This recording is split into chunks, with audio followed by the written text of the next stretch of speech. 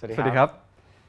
อยู่กับเตกับสกายนะครับในรายการ Based on Two Stories ครับ EP 9 ครับรู้จักกันมา2 ปีจริงๆถือว่ายังไม่ได้นานมากจริงไม่ได้นานขนาดนั้นแต่แค่แบบว่าพอมาเจอว่ามีความคล้ายอะไรบางอย่างมันก็เลยแบบว่าเข้ากันเร็วเลยแต่ว่าจริงๆเพิ่งมารู้จักกันจริงๆก็คือเนี่ยแหละก็2 ปีที่แบบไปเจอที่สกายที่งานเอาติ้งแล้วพี่ถาก็มาฝากบอกว่าเนี่ยสกายเข้าใหม่แบบ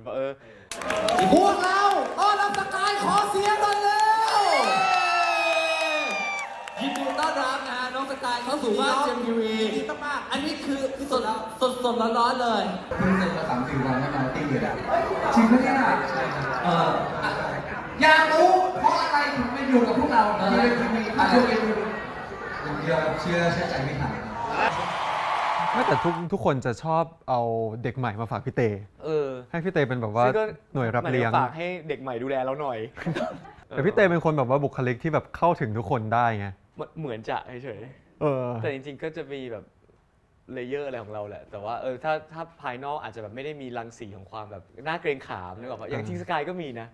หมายถึง first impression ใช่ไหมใช่ใช่ป่ะแต่ว่าคนละแบบอะของผมจะแบบคนบางคนที่เคมีมันไม่เข้าก็จะแบบว่า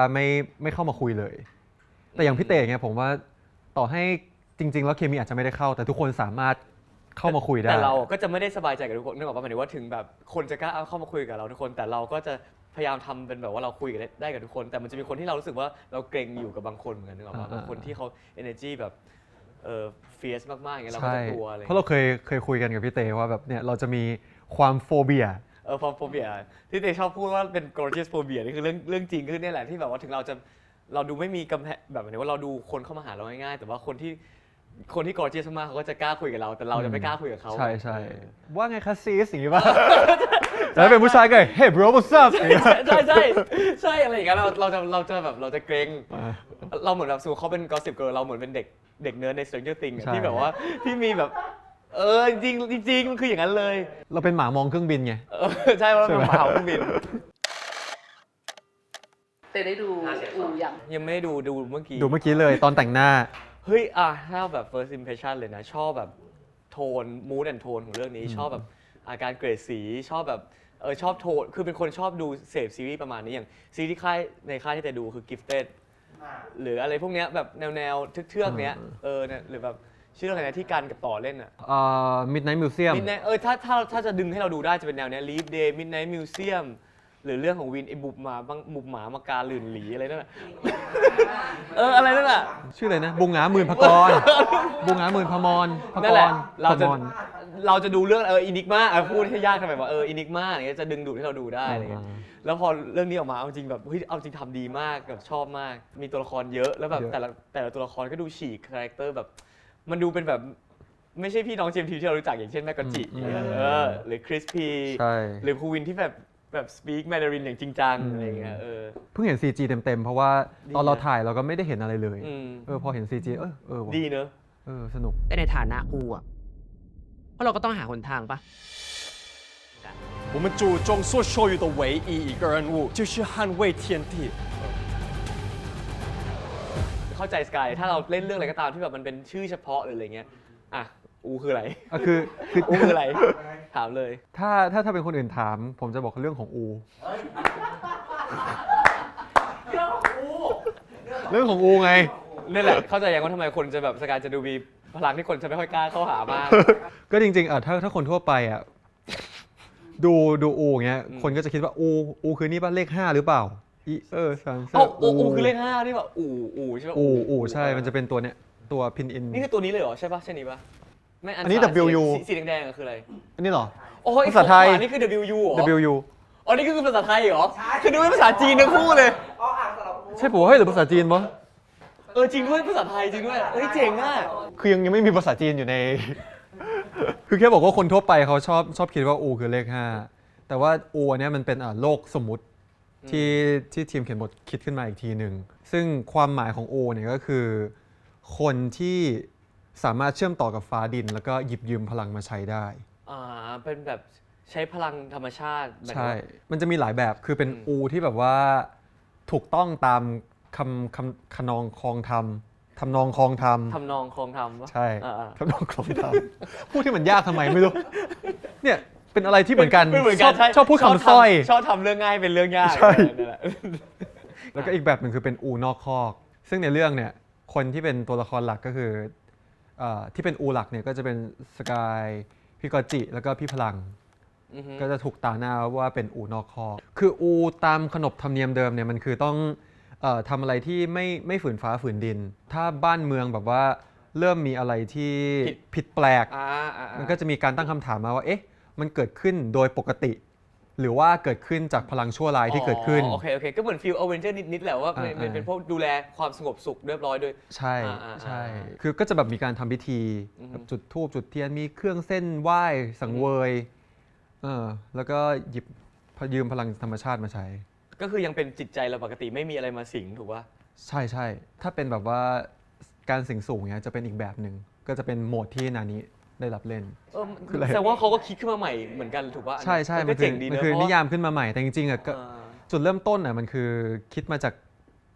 ปรัชญาหนึ่งที่มีอยู่จริงใช่แบบไร้อัตตาไม่มีตัวตน คือมันจะแบบเรื่องนี้มันจะยากตรงแบบมันจะมีซับเท็กซ์ตลอดอะในหัวมันจะแบบไม่ได้แบบว่าเอ้ยฉันโกรธแล้วฉันก็เล่นว่าโกรธอย่างเงี้ยแล้วเขาก็จะแบบทำเพื่อเงินทำเพื่ออำนาจบารมีชื่อเสียงอย่างพี่กอจิอย่างเงี้ยในเรื่องก็จะแบบไปอยู่กับนายก แม่กอจิคืออูนอกคอกเหรอ เป็นอูนคอก ไม่ค่อยเห็นแม่กอจิมุมนี้เลยอ่ะ ใช่ แต่พี่กอจิเป็นคนที่แบบว่าเล่นเป็นอูได้ดี เพราะว่าคือตอนเวิร์กช็อปพี่วาเขาอยากได้ความเป็นอูคือแบบพอคอนเนคกับธรรมชาติปุ๊บแล้วอยากได้ร่างกายที่แบบว่าเคลื่อนไหวไปโดยธรรมชาติ โดยที่แบบว่าเราไม่ได้กำหนดว่าเฮ้ยต้องไปทางซ้ายนะไปทางขวานะ ให้มันไหลไปตามความรู้สึกตามอิโมชันแนลของเราอะซึ่งพี่กอจิคือแบบดูวิทยายุทธจีนมาตั้งแต่เด็ก ชีก็แบบโอ้โห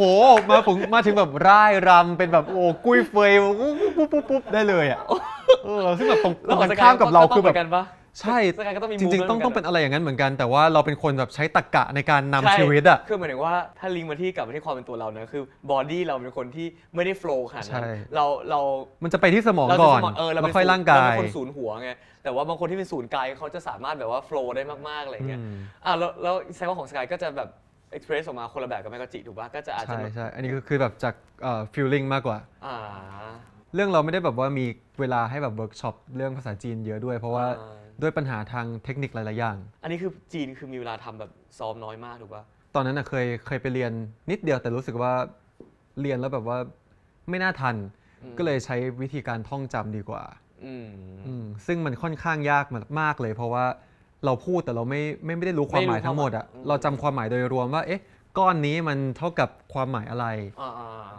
แมนดารินอย่างเงี้ยเรายังคุ้นชินเพราะว่าเราก็ได้ยินมา เอานี่ เรื่ ไม่ อย ใช่แมนดารินเหรอ ๆคือแมนดารินมีด้วย แต่ว่าของผมอย่างเงี้ยจะเป็นคนเดียวที่ต้องพูดฮักกาจีนฮักกาคือจีนแคะมันจะมีแต้จิ๋วไหหลำฮก แล้ว เกี้ยน ยากปะ ยากมาก เพราะเราไม่คุ้นสำเนียงด้วยถูกป่ะ เพราะถ้า ใช่ สมมติแบบเป็นแมนดารินอย่างเงี้ยเรายังคุ้นสำเนียงแล้วพอเราจะก๊อปอย่างเงี้ยเราก็จะรู้มีเซนส์ว่ามันควรจะไปประมาณไหนแต่ฮักกะอะไร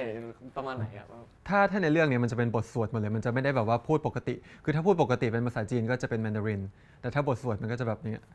ในเทเลอร์ที่ออกไปมันก็จะแบบหมอชื่อปีจ้าฟีเทียนที่หวีเทียนเวียงจ้าหวีเทียนที่ฟรีปอยินจ้าเงียกเทียนที่อย่างเงี้ยมันก็จะแบบคำมันจะแบบต่างกันอะชื่อปีจ้าฟีเทียนที่หวีเทียนเวียงจ้าหวีเทียนที่แต่ว่าความยากอันเนี้ยอีกอย่างหนึ่งคิดว่าพี่เตน่าจะเป็นเหมือนกันเรื่องสกิลแบบว่า multitask คือมันไม่ใช่แค่แบบเราพูดอย่างเดียวอ่ะคืออันเนี้ยทำพิธีไปด้วยพูดไปด้วยจำจีนไปด้วยแล้วต้องมีอุปกรณ์คือมีตัวเข่งกับปลาไม้ที่มันเป็นตัวเคาะในพระจีนที่สวดอ่ะแล้วก็จะมีไอ้เนี่ยต้องที่เป็นเหมือนแบบว่าไอ้ซาวบาร์อะตุ้ง เสียงขัน ใช่แล้วมือหนึ่งก็ต้องตีตึกสวดไปใช่ไหมสวดไปจบบทหนึ่งแล้วก็ฝั่งนี้ปองปองปองปองปองปองปองปองปองปองปองปองอย่างเงี้ยใช่แล้วมันแยกประสาท ไม่ ยา ช ก อบเลย มาก ไม่ชอบอะไรอย่างงี้เลยลำพังกูจำไม่ได้แล้วยังต้องมาสามารถฟรีกเอาได้อะสามารถกรี๊ดออกมาได้อะผีเข้าไม่ใช่เป็นอูแบบโดนพลังธรรมชาติสิงผีเข้า โอ้ ก็คือเอาจริงคนละแนวกันสุดๆเลยอะ ใช่ คนละแบบว่าคนละเฉดสีคนละมูดคนละอารมณ์เลยอะ คือเรื่องนี้เป็นเรื่องของแบบมันเป็นรอมคอมที่เกิดจากตัวละคร2ตัวที่แบบเขาเรียกต่างมีความต่างกันทาง บุคลิกเหรอ สังคมมากๆอะไรเงี้ยก็รู้สึกหมาเห่าเครื่องบินมันก็เหมือนแบบมันเคยมีคำแบบเขาเรียกว่าคำพูดหมาเห่าเครื่องบินอยู่แล้วถูกป่ะ ก็คือผู้ชายที่แบบว่ามองผู้หญิงที่อยู่สูง หรือแบบ ฐานันดรสูง การเปรียบเทียบระหว่างสองสิ่งที่แบบมันต่างกันมากอะไรเงี้ยในคำว่าหมาเห่าเครื่องบินเนี่ยมันก็เลยมาเปรียบเทียบเป็นตัวละครที่เครื่องบินก็คือสจวต แล้วหมาก็คือแบบเป็นแบบกู้ภัยอะไรเงี้ยอยู่บนดินกับอยู่บนฟ้าอะไรเงี้ยไม่ใช่หมา จริงๆนี่เป็นคนแบบว่าโดนไทป์เดียวกันไทป์หมา แล้วเป็นหมามอมคือแบบว่าไม่เคยได้เล่นเรื่องไหนที่แบบว่ารวยฐานันดรสูง เป็นเจ้าชาย นี่เพิ่งเรา แต่นี่เป็นเจ้าชายไปแล้ว นี่คือในก่อนความยากของการถ่ายเรื่องนี้คือมันต้องถ่ายพร้อมสการ์เล็ตฮาร์ทและ Running Man สการ์เล็ตฮาร์ทเป็นเจ้าชาย Running Man เป็นบ้าเรื่องนี้เป็นกู้ภัย มันก็เลยเหนื่อยมากแล้วมันไม่ สวิช ใช่แบบมันจันทร์อังคารพุธพฤหัสศุกร์เสาร์อาทิตย์อ่ะแล้วนี่แมนคือต้องใช้สัญชาตญาณเป็นสัตว์ป่าอะไรนั่นเป็นสัตว์ป่าอันนี้คือเป็นกู้ภัยที่แบบว่าเฮาเลียนอีกวันหนึ่งก็พอติดเป็นกู้ภัยไปพี่ฝนก็นั่งหลังตรงๆมีองค์แล้วก็อย่างนี้ละแล้วพอมากู้ภัยพี่โจ้ก็จะบอกว่าหรือเอาให้เป็นอย่างนี้เป็นสบายก็มีอยู่วันหนึ่งแต่ในวันที่ออกงานสกายอ่ะแล้วพี่เผิดนั่งอย่างเงี้ยแล้วอย่าง อ๋อใช่ แล้วสกายถามว่าติดจากเรื่องอะไรติดจาก อ๋อนั่นอันนั้นท่านี้ ทั้งท่านี้ในงานลูกค้างานหนึ่งในท่านี้แล้วสกายก็บอกว่าเป็นเล่นสกาเลตฮาร์ทท่าเดียวใช่คือท่านั่งของไอ้สกายมันจะเป็นอย่างนี้ ใช่แล้วก็ทำตาชั่วๆ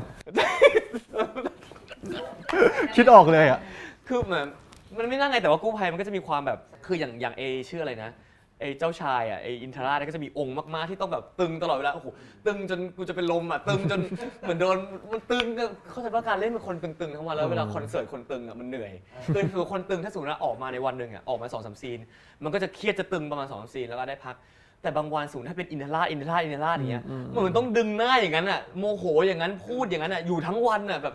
เหนื่อยที่สุดเหนื่อยจริง อิโมชัน a ลมัน direct ไปฝั่งเดียวด้วยป่ะมันแบบว่าไม่ค่อยมี ใช่ อิโมชัน a ล ใช่มันไม่มีลายอื่นมันไม่ค่อยมีแต่มันจะมีแต่ลายที่เราจะเอาบัลลังก์ให้ได้อะไรเงี้ยมันก็จะมีความแบบไปทางเนี้ย แล้วอินทราคือแบบว่าเป็น the ตึง S ในเรื่องด้วยป่ะ เดอะตึงเอสใช่ ใช่ปะ แล้วพอมาเป็นอันเนี้ยในขณะที่อินทราต้องมีองค์มีแบบตึกมากๆใช่ไหมแล้วครอบแต่โตโต้เนี่ยต้องเป็นคนที่แบบไม่มีฟิลเตอร์อะไรในชีวิตเลยคิดอะไรก็พูดแบบพอพี่โจให้เราพูดเราก็จะแบบเราจะพูดคำนั้นออกมาด้วยความเหนียงแล้วพี่โจบอกไม่เอาพูดออกมาให้มันดูเหมือนคนกักขระหน่อยซึ่งเราก็จะต้องแบบเราก็จะหมายถึงว่ามันต้องทำงานหนักในการที่เราต้องแบบเป็นคนนึงในแต่ละอาทิตย์อ่ะ ซึ่งมันสวิชยังไงวิธีการสวิชของพี่เตจากคาแรคเตอร์ บางที นี้มา ไม่ คา มี แร เว ค ลา เตอ เรา ร์ เพราะนึก นี้ ออกว่ากองนึงมันเลิก4 ทุ่มตื่นมาก็ต้องเป็นอีกคนนึงแล้วอ่ะเพราะฉะนั้นตอนนั่งรถเนี่ยจะเปิด TikTok แล้วก็พิมพ์ว่ามาร์คพาคิน อันนี้พูด อันนี้ไม่เดี๋ยวอันนี้เพื่อคาแรคเตอร์ไหนคาแรคเตอร์องค์ชายหรือว่าคาแรคเตอร์โตโต้ โตโต้จะดูมาร์คพาคิน ดูอูโน่เหลาทอง ดูซิงดูอะไรพวกเนี้ยประมาณเนี้ยก็ดูหมายถึงว่าดูเพราะว่าสิ่งที่เกิดขึ้นคือเวลาแบบพูดของสกาเลตฮาร์ทเป็นแบบนึงแต่อันเนี้ยเวลาพูดอ่ะเนี่ยเต้พูดอย่างเงี้ยอันนี้คือพูดปกติแต่ตัวละครเนี้ยมันต้องพูดนึกการพูดของอูโน่มาร์คอะไรอย่างงี้ออกใช่ไหมมันจะมีความแบบพูดไม่ถูกแล้วเราทำอย่างนั้นไม่ค่อยได้เพราะเราไม่ได้พูดอย่างนั้นมาทั้งชีวิตอ่ะมันจะมีความพูดแบบหางเสียงอ่ะมันจะมีลักษณะของหางเสียงหรืออะไรที่คือเขาบอกว่าอย่างของเต้พี่โจแบบมันจะอย่างนี้ลงมาอะไรอย่างเงี้ยอันนี้มันต้องแบบพูดไม่ถูกอ่ะเข้าใจป่ะหมายถึงว่า เข้าใจ ก็ถือต้นก็ดูเหมือนง่วงๆแต่ก็ต้องดูเพื่อแบบไม่ให้เราพูดแบบตัวเราเองเพราะเราเป็นคนพูดแบบเราเป็นเด็กที่พูดค่อนข้างเด็กๆแต่พูดโมโนโทนมากแล้วก็เสียงก็จะมีความเนี่ยลงท้ายแล้วมันจะมีความตกอ่ะหางตก หรอ แต่ผมว่าพี่เตเป็นคนพูดอะไรที่เป็นอินโฟเมชันแล้วแบบไม่น่าเบื่อ เพราะว่าถูกฝึกมาจากแบบเขาเย พิธีกร แต่ว่าถ้าโดยเนเจอร์แล้วเป็นคนแบบเด็กๆเป็นคนแบบอันนี้พูดจริงเด็กเราเป็นคนขี้อายไง ใช่ เด็กขี้อายก็จะพูดเบาจะติดพูดเบาสมมติเวลาไปเรียนร้องเพลงครูก็จะบอกว่าเนี่ยไม่กล้าเปล่งเสียงเพราะเป็นคนเหมือนพูดงึมงำอยู่ในอะไรเงี้ยก็คือพอมาเล่นเรื่องนี้มันแบบอย่างแรกที่สุดที่แบบการทำเรื่องนี้คือยากสำหรับเตคือมันต้องแบบเรื่องฟิสิกอลมันแบบมันไม่ใช่เราเลยอ่ะต้องเป็นคนแบบเนี่ยเดินคือพี่โจชอบบอกว่าให้เอาแบบเดินเหมือนคนไข่ใหญ่อ่ะ เอาแบบว่าทางขา energy งี้ย เหมือนคนแบบenergy ของคนอย่างนั้นอะซึ่งเราแบบเข้าใจป่ะเหมือน energy ของคนที่แบบว่านั่งก็ต้องนั่งแบบเอาจริงมันเป็นเรื่องที่ยากสำหรับเราเลยอ่ะหมายถึงว่ามันเราอยู่เราเติบโตมากับปู่ย่าที่เป็นครูอาจารย์ครูบาอาจารย์การทำสิ่งนี้สำหรับครูอาจารย์คือแบบเข้าใจป่ะโดนตีได้เลยอ่ะ ผิดทำนองคลองธร ใช่ รม คือปู่ย่าเป็นอาจารย์มหาลัยนึกออกว่าเพราะฉะนั้นเรากับสิ่งนี้ก็เลยมีความแบบว่าไม่นี่คือสิ่งที่น่าจะแบบจริงๆสกาเลตก็คือเอาจริงเป็นคนที่ไม่ได้เล่นอะไรที่ เป็นตัวเอง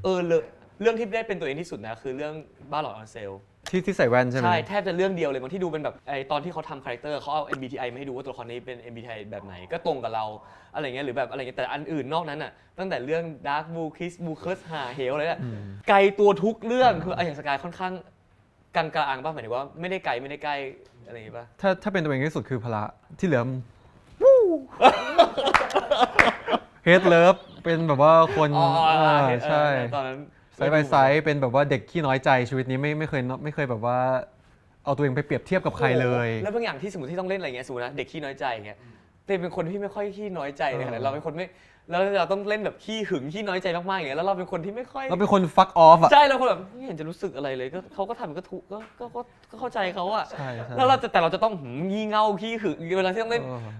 แบบไปเล่นไกลตัวทุกเรื่องเลยเอาจริงป่ะเพราะฉะนั้นจะมีเรื่องพีชที่เรารู้สึกว่าเราไม่ต้องพยายามแบบหมายถึงว่าเวลาเทียบเคียงความรู้สึกว่าตัวละครนี้คิดยังไงก็คือคิดแบบเราเลยอะไรเงี้ยแต่เรื่องอื่นต้องแบบมันน่าจะคิดแบบเนี้ยมันอะไรเงี้ยเราจะเป็นโตโต้ได้ดีในวันที่เราอะเหนื่อยจนทนไม่ไหว แบบช่างแม่งละไม่สนละ มันจะบวกความเหวี่ยงในตัวความเหนื่อยเข้ามานิดนึงด้วย เออ ความแบบว่าเฮ้ยอย่างเงี้ยความเนี้ยเข้ามาแบบเพราะเราไม่คิดอะไรเงี้ยเพราะปกติเราจะคิด ใช่ เราเนี่ยหัวนำแล้วก็จะแบบว่าเฮ้ยนี่แบบทำมันตลกต้นถูกอะไรเงี้ย แล้วเนี่ยแหละเป็นสิ่งที่ผมกับพี่เตเหมือนกันอีกอย่างหนึ่ง อย่างเรื่องนี้เล่นเป็นกู้ภัยใช่ไหมก็มันก็เป็นอะไรที่ใหม่มากเพราะว่ามันก็ไกลตัวทั้งแบบอย่างที่บอกคาแรคเตอร์มันไกลตัวมากอาชีพก็ไกลตัวมากอะไรเงี้ยแต่ว่าอย่างที่บอกทำตอนช่วงที่ทำเปิดหลายเรื่องพร้อมกันเลยไม่มีเวลาไปเวิร์กช็อปแต่เราเคยไปทำครั้งหนึ่งแล้วตอนที่เป็นงานที่ยายพาไปซึ่งตอนนั้นดันเลือกกู้ภัยพอดีเราก็เลยได้มีโอกาสไปแบบไปนั่งอยู่กับเขาตรงนั้นอ่ะก็เลยรู้เลยว่าแบบมันจะมีไว้ประมาณไหนตอนนั่งรอก็ชิวๆแบบเหมือนไม่มีนั่งรอเหมือนคนไม่มีอะไรทำอ่ะแต่พอถ้ามีอะไรเรียกเข้ามามันต้องเหมือนแบบฟีลเหมือนซูเปอร์ฮีโร่ที่แบบว่าพร้อมอย่างเงี้ยไปเลย อุ๊ย ทันที เข้าใจเพราะว่านี่เคยเล่นเป็นหมอเป็น ER เหมือนกัน ซึ่งจริงๆมีความใกล้เคียงกัน ก็ต้องขึ้นรถมารถแอมบูเลนซ์แล้วก็วิ่งขึ้นกูอย่างเงี้ยคือตอนนั้นนะคือไปฝังตัวอยู่ตรง ER เลย แล้วแบบว่ามีสายอันไหนเข้าเขาก็จะแบบว่ากรูกันเข้าไปเราก็ขึ้นไปกับเขาด้วย ซึ่งตอนนั้นได้เจอเคสเยอะมากเจอหลายแบบมาก แล้วตอน ที่เป็นสถานการณ์จริงๆ แล้ว เลือด ตอน จ เรา ริง ไปเราก็คือไปยืนดูเลยป่ะหมายถึงว่าเพราะเราช่วยอะไรตอนนั้นเขาไม่ให้เราช่วย ๆ ใช่คือส่วนใหญ่ observe แล้วก็หลังๆพอไปสักเคส2เคสที่3เงี้ย เขาให้ช่วยแล้วเหรอ ใช่คือแบบให้ช่วยหยิบผ้าก๊อซอะไรเงี้ย อ่า เขาก็จะบอกว่าในกระเป๋าจำชื่อไม่ได้ละกระเป๋าที่เป็น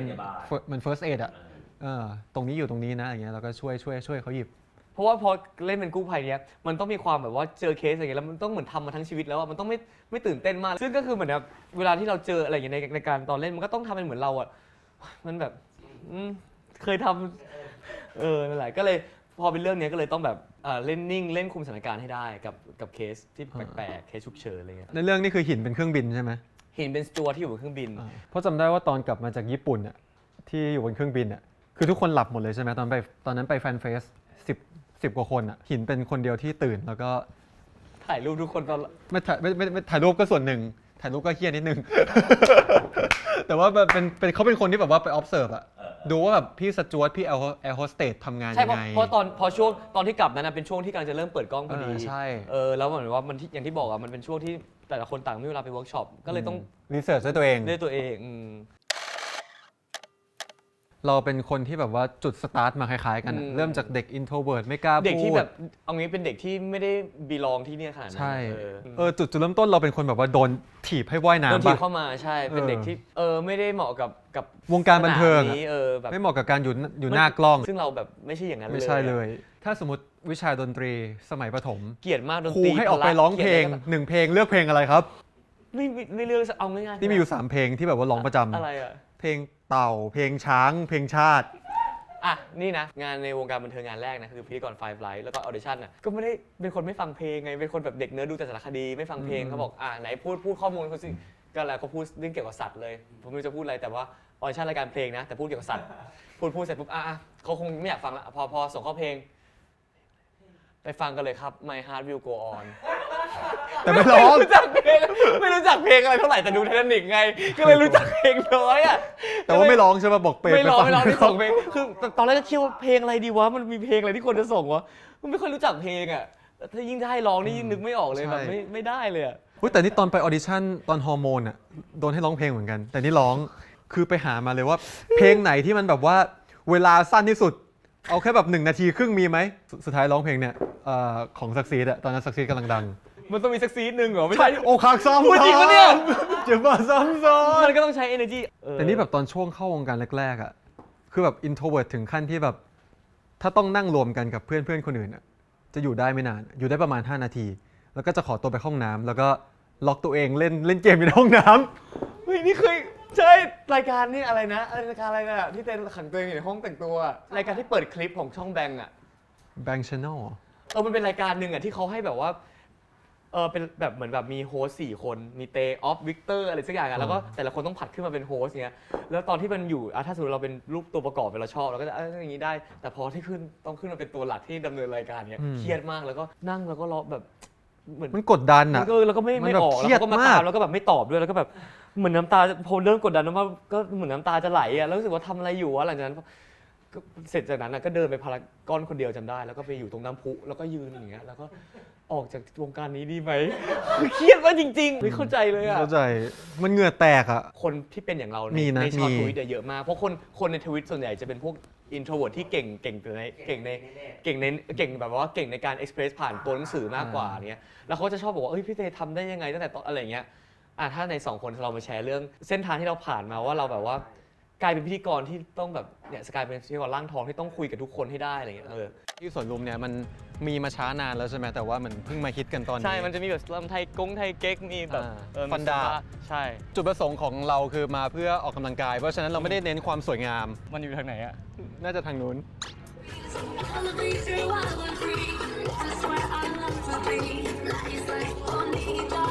ตอนแรกก็เริ่มจากการพูดไม่รู้เรื่องเหมือนกันปะ ใช่ เวลาพอมาต้องทำพิธีกรอะไรอย่างเงี้ยคือช่วงแรกเป็นคนที่แบบว่ามาพูดต่อหน้ากล้องอะสมมติพูดสวัสดีครับ วันนี้มาถ่ายเบซอนทู เชี่ยแม่งแบงค์คือเราเป็นคนที่แบบว่าเวลพรีแพร์ แต่ตอนซ้อมจะเก่งเลย ซ้อมเก่งมากข้อมูลแม่น ซ้อมคือแบบโอ้โหเราเรียงโอเคคิดมาอย่างนี้แต่พอของจริงปุ๊บทุกครั้งอ่ะมันจะแบบเหมือนจะ ใช่ มันจะเกิดการระเบิดอะไรขึ้นบางอย่าง ใช่ เราก็ แล้วในหัวเราตอนแรกอะคือแบบเราไม่รู้ว่าแบบต้องแบบว่ามาทำงานกับคนอื่นต้องมีตากล้องมีไฟมีอะไรเงี้ยแล้วพอมาถึงข้างหน้าจริงๆไอ้เชี่ยทุกคนแม่งคุยอะไรกันหนวกหูกูแบบไม่มีสมาธิเลยแบบเทสเสียงเฮียอะไร เราชอบไปทำอะไรอย่างอื่นไม่ได้ชอบไปทำอะไรอย่างอื่นที่ใช่ป่ะที่มัน ใช่หลุดโฟ ที่ กั มั ส นหลุดโฟ เรา กัส อะ แล้วเราเหมือนเราท่องอันนี้มาแบบ1 2 3 4 5 6 เออ เทสหน่อยเฮ้ย ขยับบล็อกกิ้งอีกขยับ ใช่ อะไร ใช่เราสูเราทำใช่ป่ะเราชอบบล็อกกิ้งยืนตรงนี้แล้วต้องพอประโยคนี้อยากให้เดินไปตรงนี้หรืออยากให้ตรงนี้เฮ้ยลำพังกูนี่กูจะตายอยู่แล้ว ใช่ ให้กูใช่เรา มองไม่เห็น ราก ล้อง ซัฟเฟร์มาก บังกันบังขยับกล้องสิ อันนี้เป็นบ่อยสุดๆ พอเราทำในสิ่งที่เราเตรียมมาแล้วอย่างเงี้ย ใช่ เราจะไม่มีจิตใจไปคิดถึงเรื่องอื่น ใช่ ให้คนอย่างนิวมันทำได้ มันจะรู้ว่าอันนี้เป็นอย่างเงี้ยแต่ของเราอ่ะทุกครั้งเป็นแบบเตบังคนนี้เตบังกล้องไลน์นี้เนี่ยเป็นบ่อยมาก เพราะว่าพอเวลาเราอยู่กับสิ่งที่เราทำอ่ะเราจะแบบเราไม่สามารถทำมันอื่นได้แล้วอ่ะ แต่จริงๆหมายถึงว่าพื้นฐานเราเป็นคนที่แบบว่าค่อนข้างจะมีเอมพัตตีนะ แต่แบบพอต้องมาเจออะไรเงี้ยที่แบบเราสติแตกอะแล้วมันแบบว่าลืมคิดถึงคนอื่นว่าเฮ้ยคนอื่นเขาก็ทำงานอยู่เหมือนกัน ใช่ เอางี้งั้นให้สิ่งที่อันนี้แชร์ในสิ่งที่เราพูดเกิดไปแล้วนะเรามีเอมพัตตีนะ สิ่งที่จะน่าหงุดหงิดมากในกองคือเรื่องอะไรรู้ปะไวเลส ไวเลสเห็นบว เสีย ม งไม่ได้บ้าง เออ เดี๋ยวเราเล่นไปอย่างดีแล้วเสียงไม่ได้ เอาใหม่เสียงไม่ได้เข้าใจป่ะแต่เราก็เข้าใจแต่มันคือก็คือเขาเป็นคนเขาอุตส่าห์มาติดมาแก้ให้เราอ่ะ ใช่ แต่เราก็จะหงุดหงิดเวลาแบบ เ ซึ่งแบบว่าให้แบบว่าสิ่งที่ต้องอย่างเงี้ยมากเดี๋ยวขยับน้อยๆหน่อยนะครับเพราะว่าไมค์เสียง ใช่ ยิ่งสกาเลตมันเป็นเรื่องที่หนังแบบว่าใส่มีตุ้มมีเติ้มเลยมันจะชอบแบบว่าเสียงมันเสียดสีแล้วมันจะแบบแล้วบางทีอ่ะแล้วตัวละครเรามันต้องโกรธต้องอะไรอย่างงี้มากๆแล้วพอเราบิ้วกำลังโมโหอยู่อ่ะแป๊บนึงนะครับเดี๋ยวเข้ามา มัน distract เนาะ แล้วบางทีก็แบบว่า เข้ามาเหมือนจับเงี้ยจับเงี้ย อะไรเงี้ยแต่เราเข้าใจนะเขาจับเขาคงทำงานของเขาแต่เราจะเข้าใจนะครับพี่เสียงทุกคนพอเข้าใจแต่แค่ตอนนั้นวินาทีนั้นมันแบบว่ามันไม่ไหวจริงๆแต่ว่าอันนี้คือคนอย่างเราที่จะแบบอะไรอย่างงี้ใช่แต่มันจะมีคนประเภทที่อย่างนิวอย่างเงี้ยที่มันจะรู้ทุกอย่างทางเทคนิคว่าแบบมันจะเก่งอะที่แบบว่าสมมติถ้าจะรับอันนี้มันเข้าใจปะมันเก่งอะไรอย่างเงี้ยนี่ไงกล้องเขารับมุมนี้อันเนี้ยกล้องนี้บางทีเราไม่รู้ซะว่ากล้องรับเราตรงไหนวะอันนี้รับอันเนี้ยยังเห็นกูปะเนี่ยอันนี้มันจะมีความเราจะมีความอย่างเงี้ยแต่ว่าไอ้นิวมันจะเก่งไปหมดเรื่องอะไรอย่างเงี้ย ใช่ใช่ สกายเก่งบ้างอะไรอย่างเงี้ย รู้ว่าต้องทำอะไร แต่ว่าตอนแรกทำไม่ได้ คือตัวมันจะแข็งอ่ะคือแบบ ใช่ร่างกายเรา เชี่ย ต้องขยับใช่ไหมต้องขยับใช่ไหมกล้องไอ้เหี้ยนี่บังกูอยู่ กล้องมองไม่เห็นกูใช่ไหมก็จะเริ่มกระดึบซ้ายขวาเพราะแบบตอนแรกถูกสอนมาว่าacting อ่ะสำคัญ 70%อีก 30% ต้องเปิด awareness เพื่อดู blocking ดูสภาพแวดล้อมอื่น อย่างของสกายอันนี้คือเรื่องที่ 2ที่ทำงานด้วยกันถูกป่ะ ๆ ใช่ครับ พอเป็นเรื่อง 2 แล้วมันแบบทำงานรู้สึกเจอจุดอะไรที่มันทำงานด้วยกันได้แบบคลิกกันขึ้นซิงกันขึ้นป่ะ จริงๆ พอมันซิงค์แล้วมันก็ไม่ได้แบบว่า ซิงค์เลย มีเรื่องอะไรที่มันต้องคิดเยอะมันก็แค่ทำไปเลยอะเพราะว่าจริงๆ เรื่องเนี้ยมันเป็นตัวละครที่ไม่ได้มีความสัมพันธ์กันมาก่อน เป็นตัวละครที่เพิ่งมาเจอกัน แล้วก็แต่แบบสนิทกันเร็วอะแต่ในเรื่องอะคือคาแรคเตอร์ผมกับนานี้จะแบบค่อนข้างตรงกันข้าม ผมจะเป็นแบบว่าสายบุญอะนานี้จะเป็นตัวบู๊ อ๋อ คือเนี่ยไปเห็นแฟนคลับคอมเมนต์เรื่องเนี้ยเพราะว่าเรื่องก่อนหน้าที่เป็น High School Family นานี้ก็เป็นชินใช่ไหมซึ่งแบบว่าก็เป็นแอคชั่น ตีต่อยเหรอ acting ตีต่อย เรื่องนี้ก็ตีต่อยอีกแล้วแฟนคลับเลยบอกว่าเนี่ยสงสารนานี้จังหน้าเขาอะแอฟทักษะออนแต่ได้รับบทแต่เต่าสมชาย ชอบชอบคอมเมนต์ของชาวเน็ตอะเขาเป็นคนที่เปรียบเทียบเก่งนะ ใช่ ไม่เพราะในซีนเนี่ยเห็นที่ตอนนี้แบบไอ้ร่างที่เขาคำรามนั่นคือเป็นร่างที่ปีศาจออกมาเลย ใช่เป็นปีศาจลิงหกหู ลิงเลยนะ ลิงหกหู 6 หูที่ภาษาจีนหรือว่ามี6 ear ไม่ six ears นึกว่า6 หู หกหู 6 ลิงที่มี 6 หู ใช่ ก็ในเรื่องเนี้ยเห็นป่ะที่นานี้ทำเงี้ยมันก็จะกลายเป็นลิง อ๋อ แล้วก็ ในชีวิตจริงอะจริงสไตล์การทำงานอะมันแบบว่าค่อนข้างเป็นแบบไปด้วยกันได้ดีปะ จะเป็นคนที่ไลฟ์สไตล์ไม่ตรงกันเลย แต่ว่ามีจุดร่วมตรงกลางที่ยังสามารถดิเลทกันได้ แล้วก็ทำงานด้วยกันได้ จริงๆก็น่าจะคล้ายพี่เตปะของพี่เตกับหินก็จะแบบมีความรักกันดีตีกันตายอะแต่แค่นี้ แต่ส นี่ ไต แบ ล์ บ การ ไม่ ทำงานก็ไม่ ไม่ ได้ ได้ ตร ตี งกันนะกับหินอะสไตล์การทำงานจริงๆไม่ตรงกันขนาดนั้น แต่ว่ามันเป็นการไม่ตรงกันที่รู้แล้วว่าแต่ละคน อ๋อมึงเป็นแบบนี้ มึงเป็นแบบนี้ อ่ะ แล้ กู ว ไม่ก้าวไก่าย นั้นกูก็จะรู้แล้วว่าถ้ามึงมีจุดดีอะไรกูก็จะยินดีกับจุดดีมึงด้วยแล้วก็จะใช้จุดดีมึงให้เป็นประโยชน์ด้วย แล้วก็ถ้าอันไหนเราทำไม่ได้มันก็จะช่วยเราอย่างเช่นสมมตินี่คือโง่เรื่องอะไรที่แบบว่าที่บอกมุมก็เลยอีหินก็ผลักมันก็จะคอยดันเราไปหรือส่วนอินเสิร์ตอะไรเงี้ยที่เราจะไม่ค่อยรู้อะไรเงี้ยอีหินก็นี่หินทำงี้มูนี้เนี่ยมันจะมาจับมือ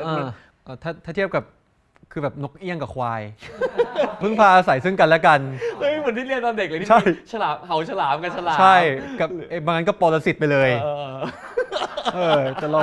พึ่งพาอาศัยกัน แต่ว่าของถ้าให้เทียบกันนะก็คืออย่างเนี้ยคือ2อันเนี้ยคือมีความแตกต่างกันสุดท้ายต้องจูนให้มันแบบต้องยอมรับในตัวกันอะไรกันให้ได้แต่ของสกายอันนี้ดูเป็นแบบมันดูเป็นคนที่จะแบบไม่ค่อยแคลชกันอะใช่ป่ะถูกป่ะเพราะอันนี้เขาดูเป็นคนที่ไม่ค่อยแคลชกับใครอยู่แล้วป่ะถึงจะมีความเห็นที่ไม่เหมือนกันแต่เขาจะไม่ ใช่จะไม่ปะทะโดยตรง เขาจะไม่ปะทะอะไรเงี้ย คือจะคุยกันแบบว่าได้ความคอมโพมไ s ์ ยังเจอปัญหากันบ้างอย่างเนี้ยครับ ยังไม่เคยแบบว่าปะทะกันโดยตรงอ่ะคือแบบว่าเรารู้ว่าเขาไม่ชอบสิ่งนี้เราก็จะไม่ทำคือมันจะแบบเป็นวิธีการหลบหลีกเลี่ยงโดยที่แบบว่าไม่ทำให้อีกฝ่ายเสียความรู้สึกอ่ะ